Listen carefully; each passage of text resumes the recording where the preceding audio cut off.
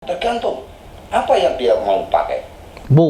Tergantung apapun yang mau dia pakai. Jadi istilahnya dia harus melakukan hal tertentu atau tirakat-tirakat tertentu mendapatkan sesuatu yang disebut dengan keistimewaan. Jadi ada cara-caranya. Pengen kebal, gini caranya. Pengen kaya, ini caranya. Pengen berjalan di atas air, gini caranya. Pengen terbang, ini ada. Pengen mengeluarkan ruh lalu masuk lagi ruhnya, gini caranya. Pokoknya semua bisa dilakukan oleh hal-hal yang mistis ini. Kalian mau apa?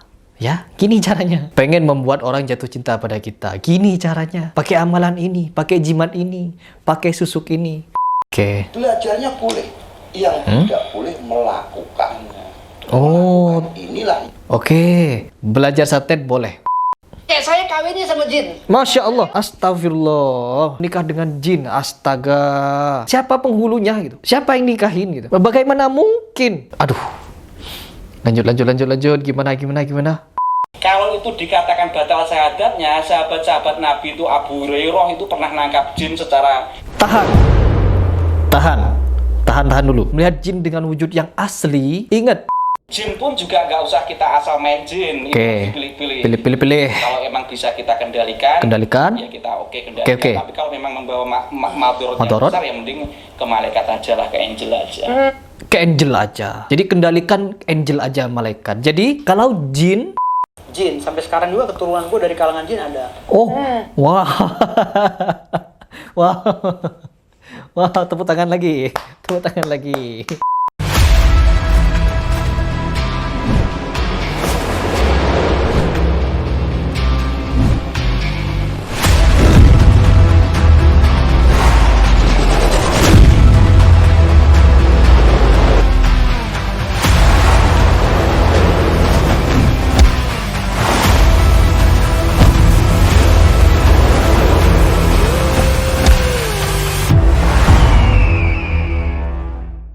Orang bisa melihat gaib itu bukan hanya jadi enggak. Ada orang-orang khusus. Itu juga puru riyadhah, usaha. Riyadhah artinya usaha rohaniah. Bukan jasmani. Di samping rohaniah juga ada jasmani di riyadhah itu. Puasa. Setelah puasa kita riyadhah. Jasmani menahan fisik kita capek, mata ngantuk, lelah segala macam.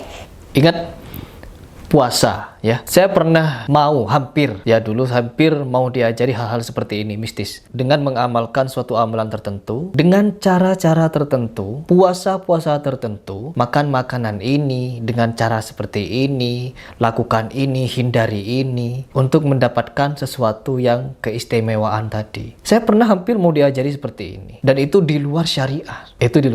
Yang mengajari saya orangnya bagaimana? Orangnya sudah jarang sholat, kadang di bulan puasa pun tidak berpuasa. Nah, disitulah saya mulai kehilangan keyakinan bahwa orang itu bisa memiliki ilmu yang disebut gaib. Bagaimana mungkin orang itu bisa dikatakan memiliki ilmu hal demikian, sedangkan dengan syariat saja tidak tunduk. Nauzubillah min dzalik. Ingat teman-teman, hal-hal seperti ini hanya dilakukan oleh para orang yang sudah tersesat dari segi akidahnya.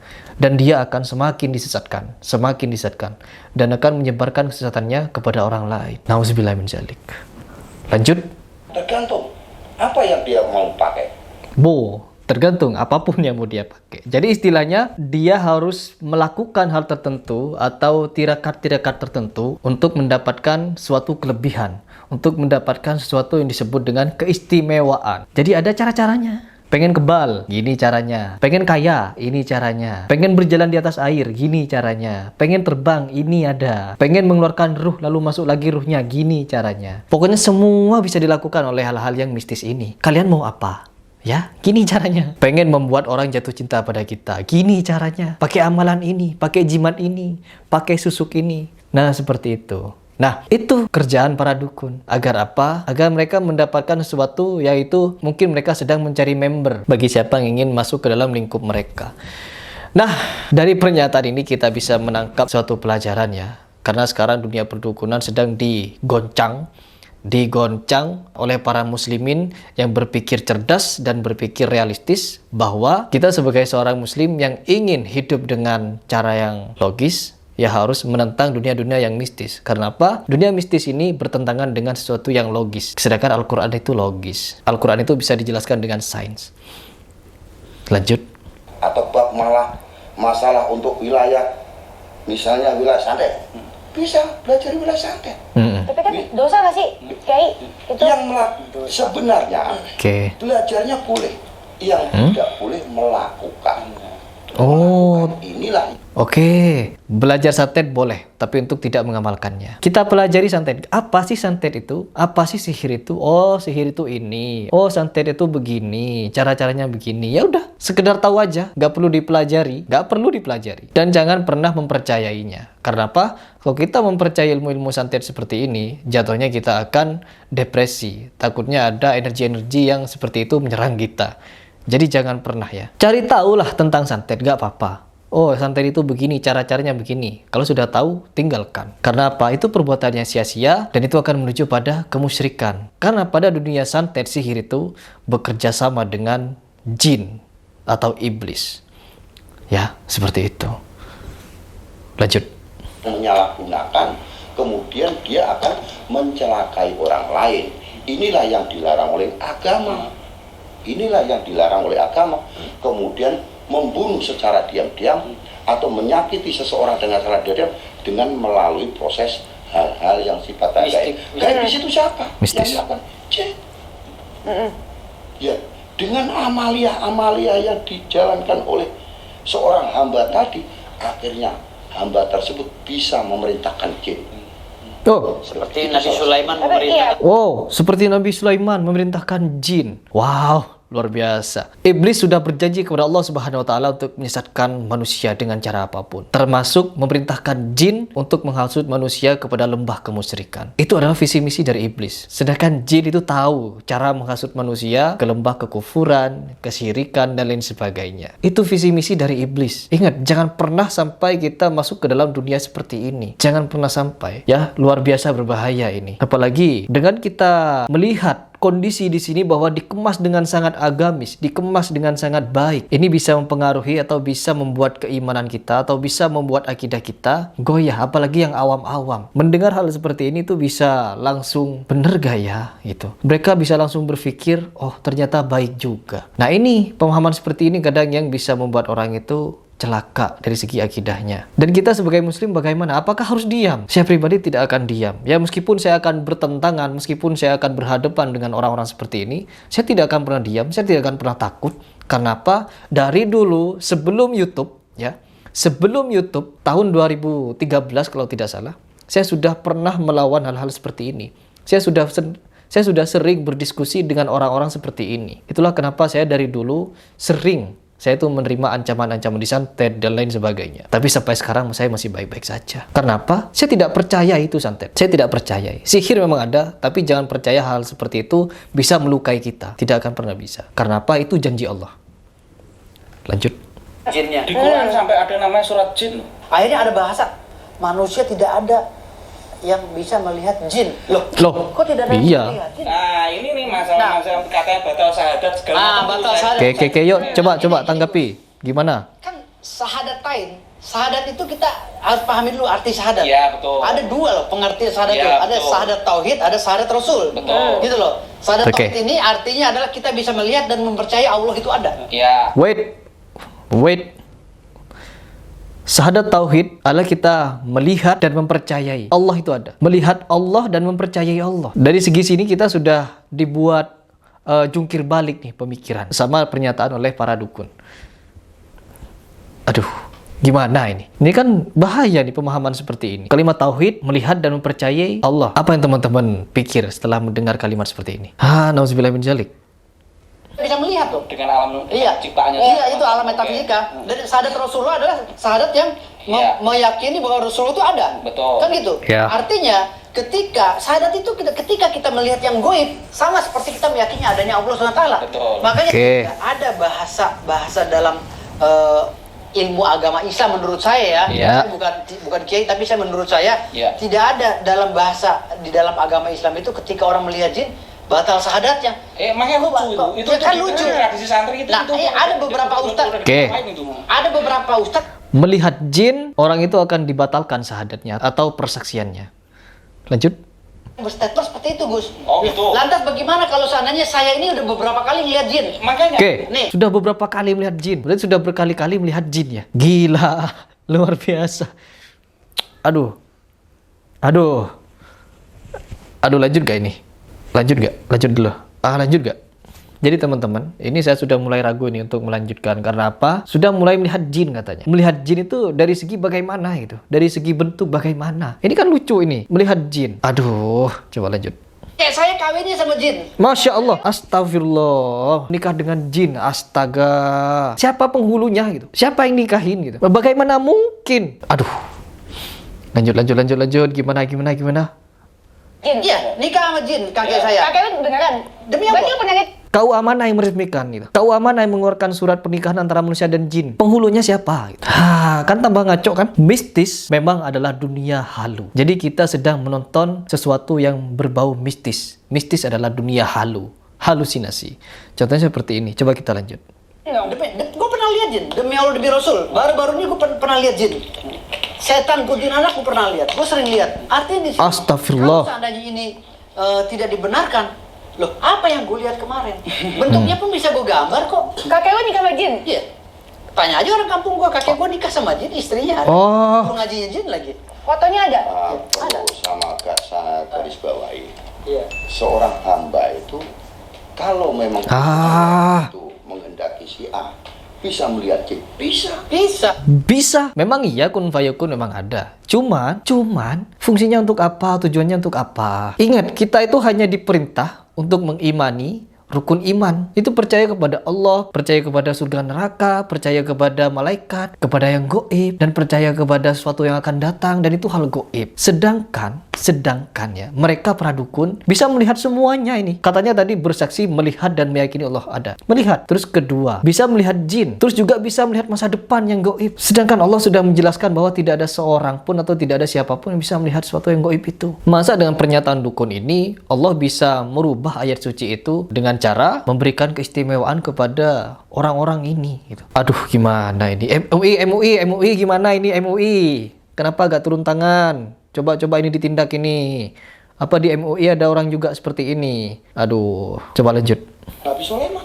Iya. Contohnya. Nabi Sulaiman bisa mempunyai murid-murid dari jin, pasukan dari jin. Nabi. Ratu Bilqis istrinya dari kalangan jin. Wah, Alam goib. Seseorang itu Nabi. tidak percaya dengan adanya jin, secara otomatis tidak percaya. Dan melihat jin, adanya melihat jin. goib. Ini ditambah melihat. Iya. Iya, satu. Tunggu. Orang yang tidak percaya kepada jin, otomatis tidak akan percaya kepada yang goib. Kita, ingat ya, teman-teman, kita diwajibkan percaya kepada yang goib. Wajib percaya pada yang goib. Tapi, percaya kepada orang yang bisa melihat hal-hal yang goib, tidak boleh. Karena apa? Sudah ada ketentuan di Al-Quran. Tidak ada seorang pun yang bisa melihat yang goib. Kalau kita mempertentangi Al-Quran, berarti kita sudah berselisih dengan Allah Subhanahu Wa Taala. Ingat itu. Di dalam Al-Quran itu tidak ada sesuatu yang bisa diragukan. Tidak ada keraguan di dalam Al-Quran. Berarti kalau kita sudah mempercayai perkataan dukun yang bisa melihat goib, berarti kita ragu kepada ayat suci yang sudah diturunkan oleh Allah kepada Rasulullah. Berselisih sekali ini, bertentangan sekali ini. Dari pernyataan Allah dengan pernyataan dukun berselisih. Jadi keimanan atau akidah kita sedang diombang-ambing ini. Ya kalau dari saya pribadi, ya, saya bukan ustadz juga, saya bukan kiai, saya bukan orang yang alim ulama. Melainkan saya hanya orang yang mencoba berpikir secara logis. Dari dulu saya berpikir secara logis. Islam adalah agama yang logis. Islam adalah agama yang realistis, tidak ada keraguan di dalamnya. Bahkan kalau kita sampai mempercayai hal-hal seperti ini, berarti kita sudah memperselisih Al-Quran tadi. Lanjut gak ini ya? Percaya dulu. Ya. Seseorang tidak percaya adanya jin, berarti orang tersebut tidak percaya adanya gaib. Lah iya, makanya Adanya gaib dulu. Setelah itu, seseorang kalau sudah bisa melakukan riyadhah, udah dijamin, Allah juga menjamin. Nah, kalau yang pernah lihat jin sini siapa aja? Jadi Semua ngeliat jin. Saya insya Allah Gue lihat. Jadi gini. Udah, jadi lihat, kayak Makanya apa? tadi saya Apa? menawarkan ke podcastnya Mbak Denis, Oke. siapapun yang pengen melihat alam gaib, termasuk makhluk-makhluk di dalamnya, tanpa membayar, tanpa mahar, tanpa puasa, wirid 1 jam, habis itu pengisian secara massal, kita siap. Monggo. Boleh dilihat, Gus. Aduh, gimana ya? Gimana ini? Ya teman-teman, kita sedang dihadapkan dengan dunia-dunia yang seharusnya kita tentang ini. Dan mereka memiliki dasar-dasar yang ini tidak boleh kita diamkan. Benar-benar memperselisihi Al-Quran. Jadi dengan mudahnya gitu, untuk kita bisa melihat jin gitu. Bahkan Imam Syafi'i pernah menyampaikan kepada kita semua, bahwa siapapun yang bisa melihat jin dalam bentuk aslinya, maka persaksiannya sudah dibatalkan. Ini Imam Syafi'i loh yang ngomong. Lanjut. Kayak apa enggak? Kayak apa gitu rupanya? Kayak apa rupanya? Sebentar. Kedua, tadi masalah syahadat tadi harus dikelirkan dulu nih. Oke. Nah, yang di situ konteks yang disebutkan Imam Syafi'i itu syahadat. Syahadat itu artinya menyaksikan, melihat. Ya. Jadi barang siapa yang bisa melihat jin secara asli, maka diragukan atau batal penyaksiannya. Kalau itu dikatakan batal syahadatnya, sahabat-sahabat Nabi itu Abu Hurairah itu pernah nangkap jin secara... Tahan dulu. Melihat jin dengan wujud yang asli, ingat, jin yang berwujud asli, maka telah dibatalkan syahadatnya. Maka telah keluar dia dari Islam. Kenapa? Sudah sesuai dengan petunjuk dari Al-Quran. Tidak bisa melihat yang gaib. Sedangkan ini berusaha untuk memberikan argumen-argumen yang bisa menggiring kita untuk meyakini apa yang mereka katakan. Bahaya. Lanjut ya. Ini sebenarnya pembahasan yang sangat beresiko buat saya. Ya, ini pembahasan yang sangat beresiko dengan saya. Karena apa? Saya sedang berhadapan dengan orang-orang yang mungkin berpengaruh dari bidang ini. Tapi saya tidak pernah takut. Karena apa yang saya sampaikan adalah yang hak. Saya melawan yang batil. Apa yang batil? Yaitu sesuatu pernyataan yang sedang memperselisih Al-Quran.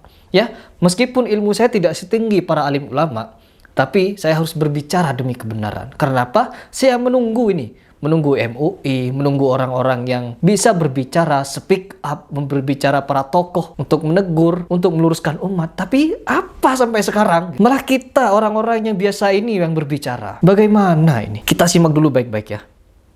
Langsung ketika masalah mengumpulkan harta zakat, segala macam, bahkan Khalid bin Walid itu pernah nebas jin perempuan langsung. Tahan. Abu Hurairah pernah menangkap jin. Saya sudah baca, saya sudah tahu cerita ini. Dan Khalid bin Walid pernah menebas jin perempuan. Ingat sekali lagi. Ada pernyataan yang tidak disebutkan oleh orang ini, di mana jin untuk menampakkan ke dunia ini, untuk menampakkan kepada dunia yang ini realistis ini, mereka harus menyerupai sesuatu. Jin merupai sesuatu, sedangkan dia mengucapkan tidak menyerupai, yaitu langsung menangkap jin, langsung menebas jin perempuan. Berarti seolah-olah pemahamannya yang ditebas itu adalah jin. Memang benar jin, tapi jin yang menampakkan dengan wujud perempuan bertelanjang yang disebutkan di dalam suatu hadis. Memang benar, Khalid bin Walid menebas jin, tapi dalam bentuk wujud manusia. Berbentuk wujud manusia.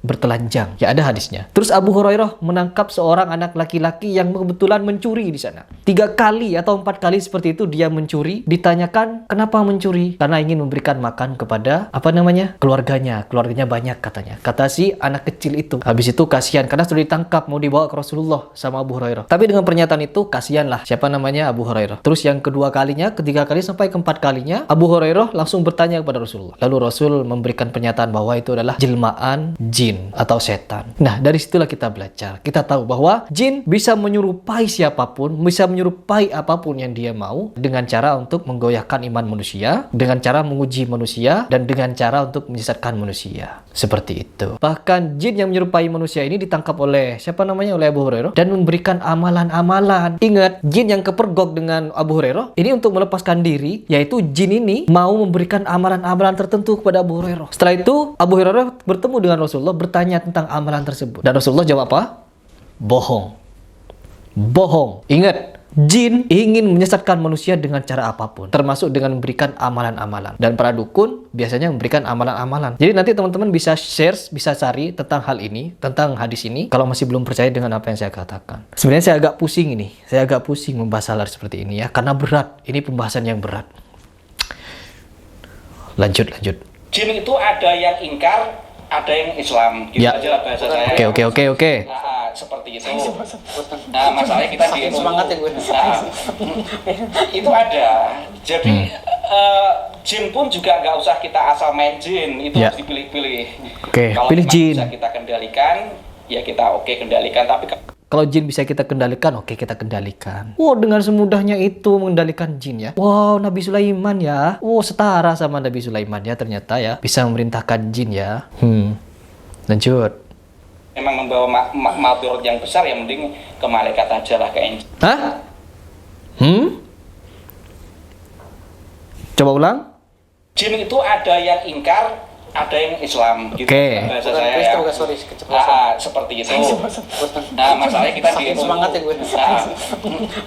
Itu ada. Jadi jin pun juga nggak usah kita asal main jin. Oke. Pilih-pilih. Kalau emang bisa kita kendalikan, ya kita kendalikan. Oke. Tapi kalau memang membawa madorot yang besar, ya mending ke malaikat aja lah, ke angel aja. Ke angel aja. Jadi kendalikan angel aja, malaikat. Jadi kalau jin tidak bisa kita kendalikan karena bisa memberikan mudorot, ya malaikat aja lah. Wow. Tepuk tangan, luar biasa. Jadi mau mengendalikan malaikat ya. Kalau jin tidak bisa dikendalikan karena memberikan mudorot, kendalikan malaikat aja lah, angel aja lah. Tambah halu kan? Mistis. Wow, mistis, ilmu hitam, ilmu putih. Mistis, mengendalikan malaikat, jin, dan lain sebagainya, melihat Allah, dan lain sebagainya. Itulah mistis. Luar biasa. Tepuk tangan. Oke, mengendalikan malaikat. Yuk, MUI gimana MUI? MUI bisa turun nggak ini? MUI bisa turun tangan nggak ini? Mulai ngaco. Kalau itu kita itu. Beda bantuan jin, beda bantuan Allah beda. Jadi gini maksud gue. Penjabaran tentang goib itu diantaranya makhluknya adalah jin, setan, Ya. Oke. iblis gitu loh maksudnya. Ya. Jadi bukan karena kekuatan jin, kita berdoa pada Allah SWT. Ya. Allah memohon doa. Mudah-mudahan ini jembatan nggak bisa saya seberangin ya Allah. Mohon bantuannya. Tapi kalau pakai cara Allah langsung kan jangankan pakai cara Allah, bertemu dengan Allah aja malaikat kebakar kan gitu. Akhirnya Allah mengutus malaikat dan jin. Katanya melihat jin. Jin juga dengan kesaktiannya bantu manusia ini ya, akhirnya air laut itu jadi gampang ditapak oleh manusia. Mungkin jin tidur di situ. Oh, bener kan? Bener kan yang saya bilang tadi kan? Jadi jin bisa memberikan bantuan kepada kita untuk belajar di atas air, terbang di udara. Luar biasa kan? Ya iya kan? Aduh, nanti dites disuruh terbang nggak bisa. Dites suruh jalan air kecemplung. Dites kebal, kebacok kayak yang kemarin. Ini karena sudah memperselisih Al-Quran ini. Tambah ngaco. Namanya mistis, dunia halusinasi. Ingat, goib. Mistis ya mistis. Goib itu adalah rukun iman. Dan sedangkan yang mistis, ini hal-hal yang halusinasi. Jangan disatukan. Lanjut. Seperti Mbak Denis, ya Allah berikanlah rezeki yang banyak. Doa sama Tuhan. Iya. Doa ini nggak tahu, ujuk-ujuk ada yang lain tahu datang ngasih duit. Ini orang tersebut itu digerakkan oleh Allah untuk datang ke tempat bagian ini memberikan uang. Nah, ini gaib. Enak dong. Jadi kita berdoa, minta rezeki, minta uang, diam, tiba-tiba ada yang datang ngasih duit. Wow, ini pemahaman yang sangat hebat, luar biasa. Lanjut. Orang yang ngasih ke aku bukan jin. Tapi yang menjawab prosesnya ini kan nggak kelihatan siapa ini. Tuhan. Nah, makanya karena berkat doanya itu tadi Allah mengkabulkan, mengijabah doa tersebut.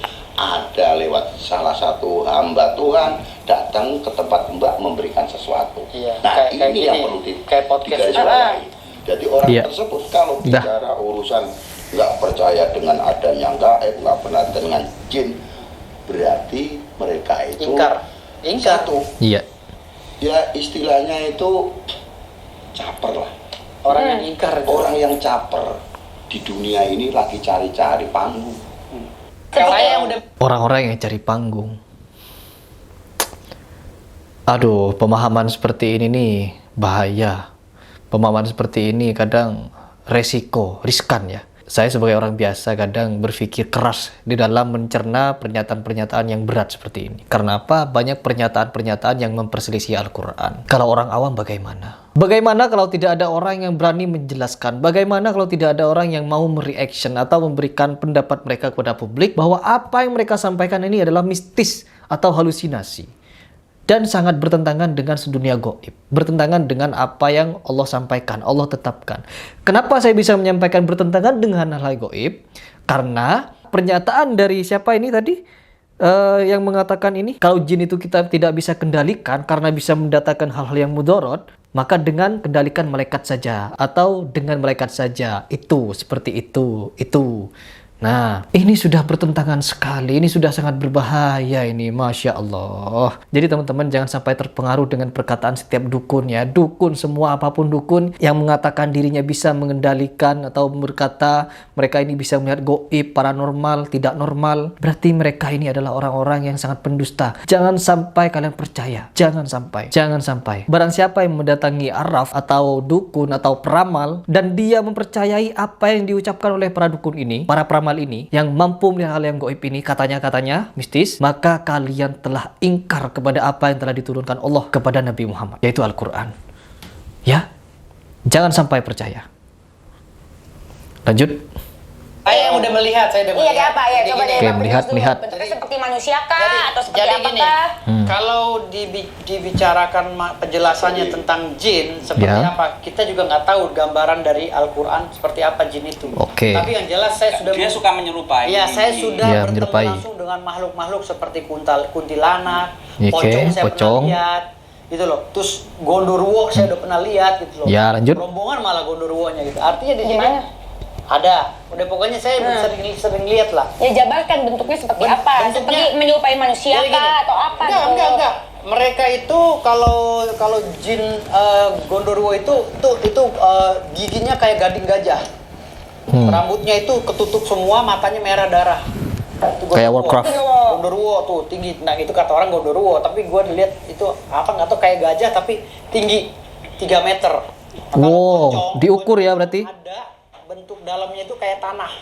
Dalam mukanya itu kayak tanah, nggak ada bentuk manusia. Tahan.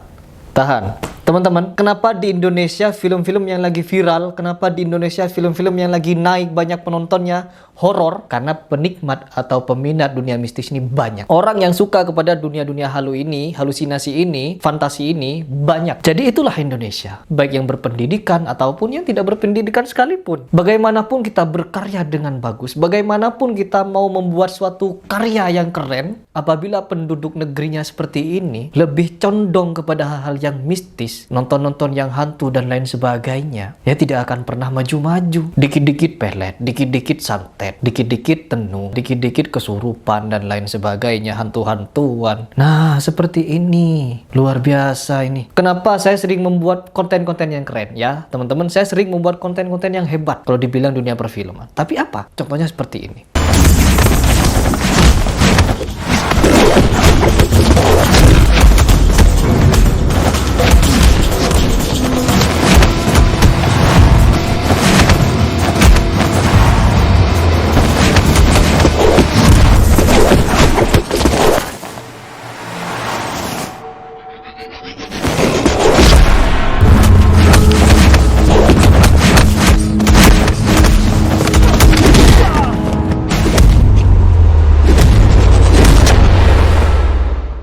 Peminatnya tidak sehebat kayak gini. Karena Indonesia atau algoritma yang sedang terjadi sekarang, dunia dukun, dunia mistis, itu sangat banyak peminatnya. Sangat banyak peminatnya. Kadang-kadang aneh berpikir dengan orang-orang yang halu berbicara. Indigo, peramal, jurnal apa katanya dia bisa melihat jin dan lain sebagainya. Saya pernah nonton beberapa kontennya. Ya, halu-haluan semua. Bisa merasakan keberadaan jin. Bisa tahu jin itu lagi apa, dari mana. Terus bisa menggambar ini itu. Bisa memasukkan jin kepada manusia dan lain sebagainya.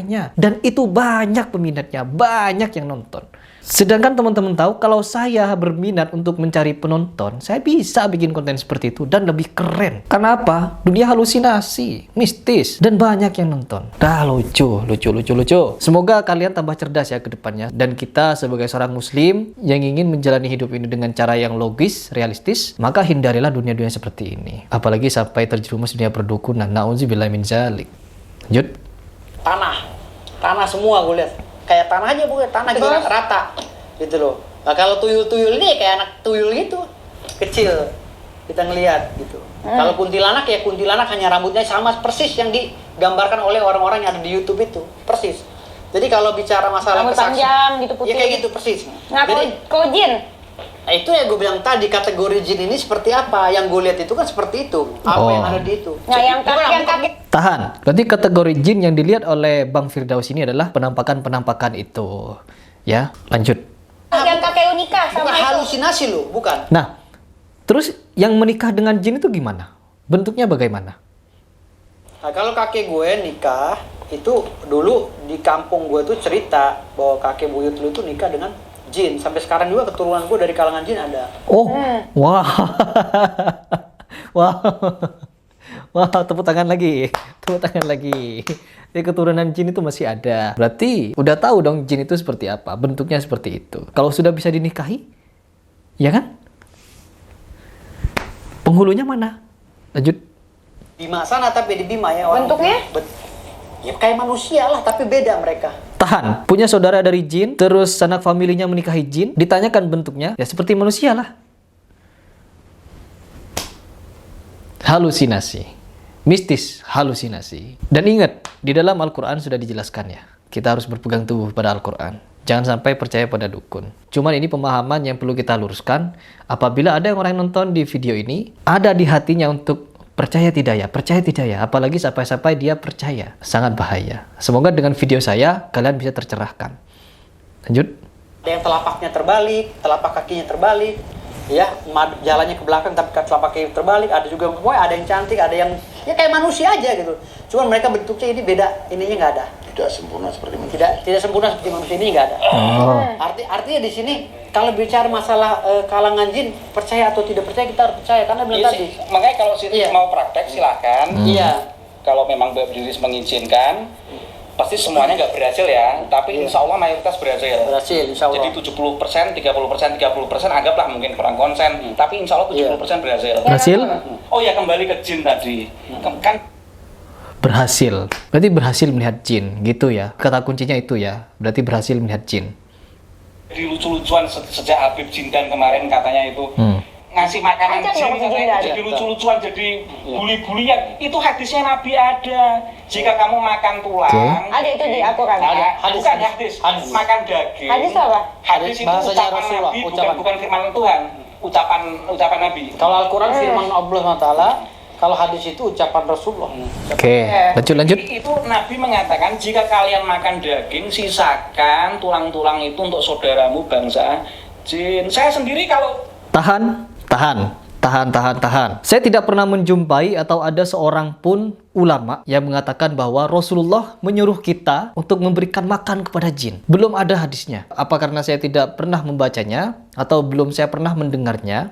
Namun kenapa? Kenapa kita harus memberi makan kepada jin? Begitu murah hatinya kita kepada jin, sehingga makan pun kita harus bagi-bagi kepada jin. Seolah-olah jin itu tidak tahu cara cari makannya. Bukankah dunia jin dengan dunia manusia itu berbeda? Tanpa kita memberi makan kepada jin, jin itu sudah diberikan kemampuan oleh Allah Subhanahu wa taala untuk mencari makanannya sendiri. Setiap diri kita memiliki rezekinya masing-masing. Tidak perlu kita sebagai manusia harus simpatik kepada jin dan memberikannya makan. Nah, ini bisa menjadi penyelewengan akidah, seolah-olah jin itu memiliki kemampuan yang sangat luar biasa, tapi mereka itu butuh makan dari manusia. Sehingga dengan pemahaman yang minim dari segi akidah, ada sebagian dari manusia atau orang-orang tertentu berpikir untuk memberikan makanan kepada jin dengan cara meminta sesuatu juga dari jin. Jadi memberikan makanan kepada jin, contohnya kita sembelih kerbau, kepalanya, tulang kepalanya kita kasih ke jin dengan artian, nih jin makan, tapi ada syaratnya, nanti saya mau minta sesuatu dari kamu. Akan jadi pemahaman seperti itu nanti di tengah masyarakat. Kan kacau. Kacau. Sehingga ini akan menjadi pemikiran atau pemahaman yang sangat fatal di masyarakat, di mana ketika orang awam mendengar pernyataan statement seperti ini, sedangkan saya belum pernah mendengar atau saya kelewatan ada ustadz atau ulama, alim ulama, habaib, serta orang-orang yang arif memberikan penjelasan mengenai kita memberikan makan jin ini. Apakah bunyinya benar seperti ini? Karena ini sangat mustahil Rasulullah bisa menyampaikan hal seperti ini. Ya, saudaramu jin. Wah, mulai kapan manusia ini bersaudara dengan jin? Luar biasa. Saya sendiri kalau mendengar perkataan dukun, ya, itu berkecamuk di dalam hati ini, ya, berkecamuk. Apa yang berkecamuk? Antara pemahaman dari segi akidah. Karena bagaimana kalau nanti orang-orang awam mendengarnya? Bagaimana kalau kita bisa sampai tidak memberikan pernyataan atau memberikan tanggapan kita mengenai kejadian seperti ini? Intinya ya teman-teman, apa yang dikatakan para dukun itu adalah halusinasi. Anggap saja halusinasi. Jangan sampai kita percaya. Kalau kita percaya, maka kita sudah ingkar kepada Al-Quran. Kafir lah intinya. Nah, di sini saya sangat kaget nih kenapa bisa ada perkataan Rasul bisa menyampaikan hal demikian. Kalau teman-teman tahu hadisnya boleh komentar di bawah. Tapi ingat, cari kehabsahannya, cari kesohihannya. Ya, ingat itu. Itu kadang makanan apa tulang-tulang itu saya sisakan, saya kumpulkan. Nggak dikemes apa? Nggak di presto loh. Oh, kenapa gak dimakan? Sekarang orang Kenapa gak dimakan tulangnya? Makan aja. Bandeng, itu dong kayak bandeng presto. Iya. Berarti yang makan tulang berarti itu makanan legit dimakan juga. Dimakan juga, makanya presto tadi. Orang Tahan, anjing, kucing itu juga kadang makan tulang. Kalau kita kasih ke mereka bagaimana? Apa kita khususkan aja tuh tulang-tulang tuh buat jin? Apa gimana? Aduh. tulangnya itu loh. Padahal itu makanan saudara kita. Bahkan masa memperhatikan makanannya. Iya, bahkan termasuk saya- tulang tadi. Artinya Tulang begitu. tadi. Jadi kehidupan jin itu sama seperti kehidupan Jin itu manusia. bersuku-suku juga, berbangsa-bangsa juga. Makanannya juga beda-beda. Ada makanan yang maaf, tai. Jin Emang yang makan tai? ada makanan kotoran-kotoran itu. Kotoran. Kere, ikan lele dong. Orang Islam itu kalau masuk WC itu doa, Allahumma inni a'udzubika minal khubuthi wal khaba'ith. Karena makanannya jin yang jahat, yang negatif itu tai. Tapi yang jin yang baik-baik, jin yang muslim, makanannya itu tulang. Aduh. Silakan di-search sebagai followernya kontennya Mbak Denis itu jin itu Rasulullah itu memperhatikan makan tulang itu untuk makanan jin. Jadi ngasih orang nenek moyang kita dulu kiai dulu ngasih makanan jin itu biasa, bukan lucu-lucuan ini. Ini bukan lucu-lucuan. Tahan. Udah sampai sini aja dah. Ngasih makan jin. Ngasih makan jin. Jin tidak perlu kita kasih makan. Mereka bisa mencari sendiri makanan mereka. Karena mereka apalagi hanya makan tulang. Ya, di setiap restoran, rumah-rumah makan, dan lain sebagainya. Di mana menyediakan makanan berdaging, ikan-ikanan, ada tulangnya. Makan lele, sisa tulang kepalanya, tulang-tulangnya. Dibuang tempat sampah. Jin bisa makan itu. Karena kotoran pun di tempat sampah. Ya, tidak perlu kita ngasih makanan jin, diberi piring, taruh di tempat tertentu. Nih jin makan. No, nggak perlu kayak gitu. Jin bisa cari makan sendiri. Dengan caranya sendiri. Karena Allah menciptakan mereka dari bangsa yang berbeda dari kita, yaitu di dunia atau dimensi yang berbeda dengan kita. Berarti dia sudah diberikan cara oleh Allah untuk mencari makan sendiri. Tidak perlu kita berikan makan sendiri. Tidak perlu kita berikan makan mereka. Tapi berkaitan dengan makanan jin, berikut tulang dan kotoran, di dalam sepiteng itu sudah banyak kotoran. Tulang belulang sudah banyak. Tidak perlu kita taruh di suatu tempat tertentu agar jin bisa makan ke sana. No, tidak perlu seperti itu. Makan nih tulang, udah taruh tempat sampah. Jin bisa masuk ke tempat sampah buat makan. Tidak perlu kita berikan piring, tidak perlu kita kasih bunga-bungaan, wewangian. Tidak perlu. Wong kotoran saja dimakan gitu. Dan bagaimana cara makannya? Apakah seperti manusia? Kita tidak tahu. Seperti itu. Nah, terkait dengan pernyataan jin makan apa dan bagaimana cara makannya, kita tidak perlu cari tahu. Yang kita perlu cari tahu adalah hadis yang dikatakan oleh orang ini, di mana Rasulullah menyampaikan, sisakan makananmu untuk saudara-saudaramu dari bangsa jin. Mulai kapan kita bersaudara dengan jin? Karena takutnya, karena ini pasti, seperti yang saya sebutkan tadi, ketika sudah ada pemahaman yang tertanam di masyarakat, kalau kita bisa memberi makanan jin dengan cara-cara tertentu, dengan prosesi-prosesi tertentu, ritual-ritual tertentu, maka jin itu akan memberikan kemampuan keistimewaan kepada kita. Ya mungkin ketika jin dan ini memberikan makan jin, ya agar mereka bisa kebal peluru mungkin. Apa seperti itu? Saya tidak tahu. Jadi tidak perlu kita memberikan makan jin. Tidak perlu. Baik, jadi itu adalah pendapat dari saya, opini dari saya, melalui apa yang saya tangkap dengan secara spontan, dengan cara apa yang sudah saya ketahui sebelumnya, dengan cara sangat logis saya menjelaskan buat teman-teman sekalian agar apa? Agar mudah dipahami, ya, agar mudah dipahami. Saya siapa? Saya sebagai praktisi bela diri pencak silat, saya juga pernah menekuni atau belajar ilmu agama, di mana dalam agama itu saya mendapatkan beberapa pencerahan dan saya juga dapat beberapa pegangan untuk mendirikan suatu perguruan sendiri, sehingga perguruan saya ini bisa diterima oleh beberapa orang dengan syarat saya menyampaikan apapun yang menjadi pikiran saya secara logis, saya menyampaikan apapun yang menjadi visi misi saya dengan cara logis juga dan juga dengan cara yang bijaksana. Jadi sampai detik ini saya memiliki banyak anggota dan satu visi dengan saya, agar apa? agar pemikiran saya yang sendiri ini ketika bertemu dengan pemikiran yang sama ya dengan apa yang saya pikirkan, kita bisa menjadi lebih kuat ke depannya agar menyebarkan pemahaman-pemahaman yang sesuai dengan yang hak untuk melawan yang batil. Dengan cara apa? Dengan cara yang syar'i. Dengan cara apa? Dengan cara yang bijaksana. Karena saya juga melihat dunia persilatan banyak juga hal demikian. Makanya dari itu saya tidak pernah ragu di dalam menyampaikan apa yang saya ketahui dengan cara yang hak dan juga bijaksana. Saya terlalu banyak berbicara, semoga ini bisa dengan mudah dipahami dan dimengerti, serta bisa memberikan wawasan untuk teman-teman sekalian. Bagi yang sudah terjun di dunia itu, keluarlah, carilah yang hak, tinggalkan yang batil. Dan juga bagi orang yang masih awam, semoga video ini bisa mencerahkan. Saya Heri Pras, mengucapkan salam Pancasila.